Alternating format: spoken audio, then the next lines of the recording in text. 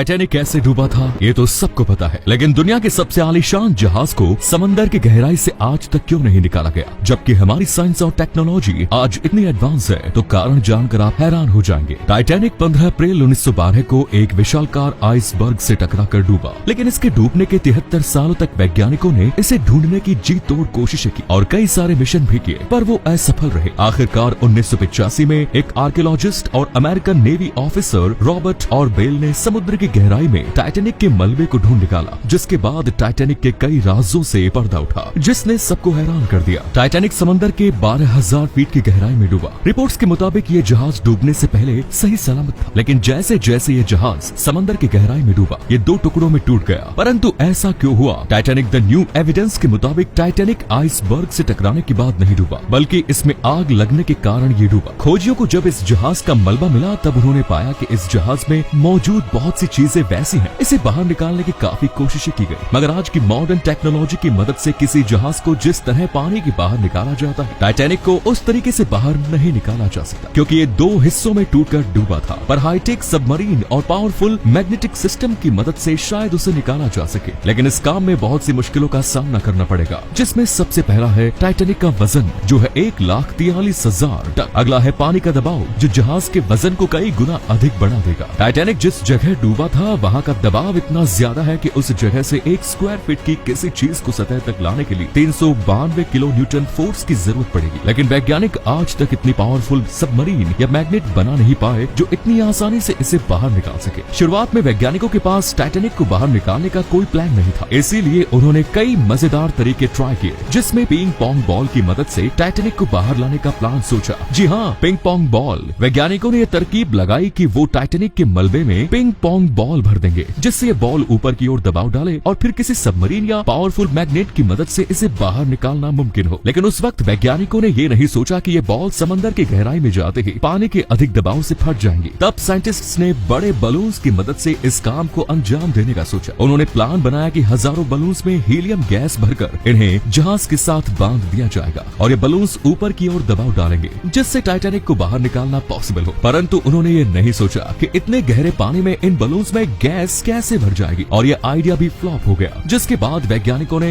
एक और तरकीब लगाई। बर्फ की डेंसिटी पानी से कम होती है, जिस कारण बर्फ पानी पर तैरता है, इसीलिए टाइटैनिक जहाज दफन है। अगर वहाँ के पानी को बर्फ में तब्दील कर दे तो जहाज तैरती हुई सतह तक आ जाएगी। इस तरकीब की खोज अमेरिकन इंजीनियर जीन पियरे ने की। उन्होंने बताया कि इसमें भारी मात्रा में लिक्विड नाइट्रोजन की जरूरत होगी, लेकिन ब्रिटिश गैस कंपनी BOC के मुताबिक इसके लिए 5 लाख टन लिक्विड नाइट्रोजन की जरूरत है। पर सवाल ये था कि इतनी ज्यादा मात्रा में लिक्विड नाइट्रोजन को इतनी गहराई तक कैसे ले जाया जाए, और अंत में ये प्रोजेक्ट भी बंद हो गया। जिसके बाद एक शिप बिल्डिंग कंपनी ने टाइटैनिक को निकालने का आइडिया दिया। उनके मुताबिक सबसे पहले टाइटैनिक पर जमे गंदगी को पावरफुल वैक्यूम क्लीनर से साफ करे, से मजबूत लोहे की तार की मदद से इस बोट से जोड़ दे, तो बाकी का काम ये मशीन खुद ब खुद कर देगी। और एक ऐसे सबमरीन का इस्तेमाल करना होगा जिसका टैंक गैस से फुल हो। इसके अलावा इस प्रोजेक्ट के लिए भारी मात्रा में बिजली की जरूरत होगी। वैज्ञानिकों के मुताबिक इस पूरे प्रोसेस में 20 मिलियन किलोवाट बिजली की जरूरत है, जिसके उत्पादन के लिए एक पावर प्लांट की भी जरूरत है। लेकिन यहाँ समस्या ये थी कि बीच समंदर में पावर प्लांट भला कैसे बनाया जाए। वैज्ञानिकों ने तैरते हुए पावर प्लांट बनाने का भी सोचा, पर इतनी गहराई में बिजली की तारें पानी के दबाव से टिक नहीं पाएंगी और फट जाएंगी। कैसे भी करके अगर इस प्रोजेक्ट को पूरा कर भी दिया गया तो भी ये काफी महंगा साबित होगा, इसीलिए इसे तुरंत बंद कर दिया गया, क्योंकि टाइटैनिक को पानी के बाहर लाने में जो खर्चा होगा उसकी वसूली करना लगभग नामुमकिन है। इसी कारणवश इस प्रोजेक्ट को कोई अंजाम नहीं देना चाहता। अगर कोई कंपनी इसे निकालकर किसी म्यूजियम में रख भी दे तो भी इसमें किए खर्च की वसूली करने में 100 साल से भी ज्यादा का वक्त लगेगा। हालांकि इस आलीशान जहाज से पूरी दुनिया की भावनाएं जुड़ी हैं, लेकिन फिर भी कोई कंपनी इतने घाटे का सौदा नहीं करना चाहता। वैज्ञानिकों के मुताबिक बैक्टीरिया इसे नष्ट कर रहे हैं और 2030 तक समंदर की गहराई से टाइटैनिक का नामो निशान मिट जाएगा। इतना ही नहीं, टाइटैनिक बहुत सारे समुद्रिक मछलियों का घर बन चुका है। इसीलिए 2001 में यूनेस्को ने टाइटैनिक को under water cultural heritage protected site घोषित कर दिया। कहा जाता है टाइटैनिक को पानी के बाहर निकालने में जितना खर्चा होगा, उतने पैसे में इससे भी बेहतर और आला दर्जे के 10 जहाज खरीदे जा सकते हैं। लेकिन दुनिया में चाहे जितने भी आलीशान और बड़े जहाज क्यों न बन जाए, टाइटैनिक को लेकर आज भी लोगों के मन में जो उत्साह है उसकी बराबरी कोई नहीं कर सकता। टाइटैनिक ने 10 अप्रैल 1912 को साउथहैम्पटन से न्यूयॉर्क की ओर अपनी यात्रा शुरू की। इस आलीशान जहाज में 2200 लोग सवार थे, जिसे व्हाइट स्टार लाइन कंपनी ने बनाया। इसके कैप्टन थे एडवर्ड स्मिथ। लेकिन 14 अप्रैल की रात एक विशाल आइसबर्ग से टकराया पाया और 15 अप्रैल 1912 को रात 2:40